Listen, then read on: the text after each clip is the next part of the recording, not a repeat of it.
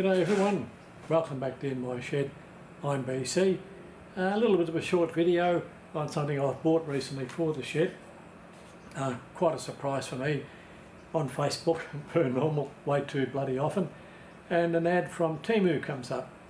CBN grinding wheel, under $32. And I thought, no, this is a bit of a joke. So I decided to buy one just to have a look. And because it was under $45, they charged me $2.99 delivery. And it was delivered within 24 hours and delivered by Aramax, whose minimum fee to me when I was in business was $8. Okay, first thing I noticed, I didn't know what the hell it was. The parcel's heavy. I was expecting some flimsy piece of junk. And I would say that it's a steel blank. And on the bag is written 240, which is 240 grit. It's mighty heavy, a couple of kilograms there. The finish on the blank is fantastic. I can't describe it anything other than that. It's labelled 150 by 25 by 12.7, 240 Chinese, can't understand it. And straight away I realised it doesn't really conform to our standards because there's no maximum RPM written on there. But that's neither here nor there. Very, very good surface, and it's got a reasonable density of CBN on there, but there's no sizing coat. So it's got to make a coat of whatever, nickel plate, to hold it down, but there's no coat over that. So I would say it's going to be reasonably aggressive. I have ordered and used diamond wheels in the past, and I thought, yes, you'd better go a little bit finer than what you do with Alox or silk carb. So the last diamond wheel. Okay fellas, we're back on the CBN wheel episode.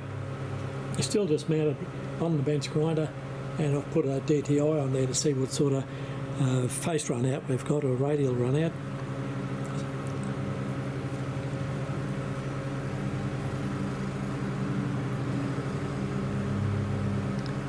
And I'd say we're looking at, in the old money, about 5.5 or 6 thou, which is something that's mounted up with paper gaskets under the flanges. It's not too bad. I'll turn it around and try and get underneath the rim now.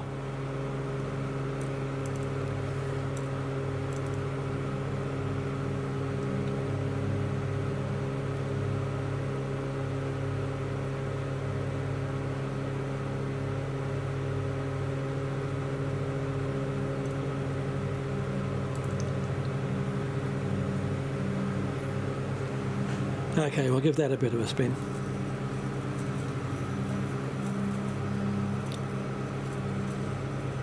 And that's showing about 2 thou in the old money, or 5 or so hundredths, and I think that's pretty good for something that's machined that big.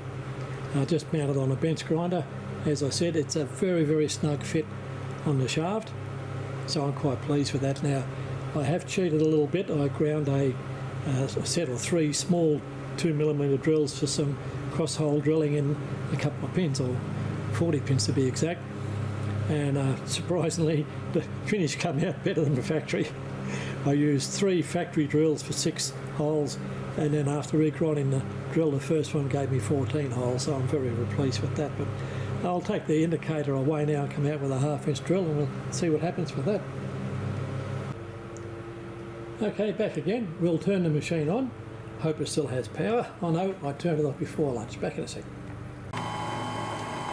Okay, next door's rider mower is now gone, and we've got some power. I have had a couple of passes with this, and it's amazing the metallic ring that comes off it. It does sound like it's rock hard, but we'll give it a go.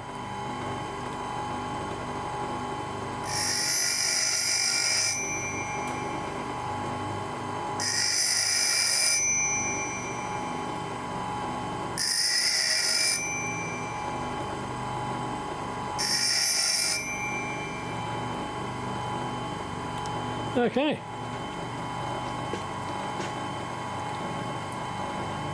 Very bright finish to the facet, although we're still focused on the grinder in the background.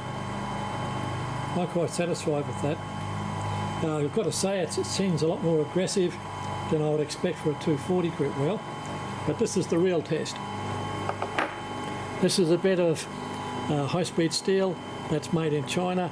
It's M35 or 5% cobalt, but I find it to be extremely hard, and as you can see it's a shaving tool for the shaper. This will be a good test for it.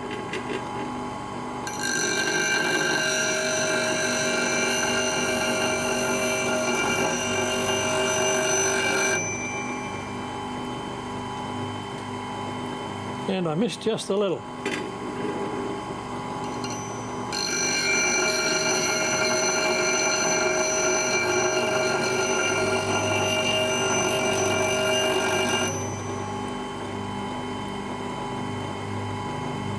Got it that time?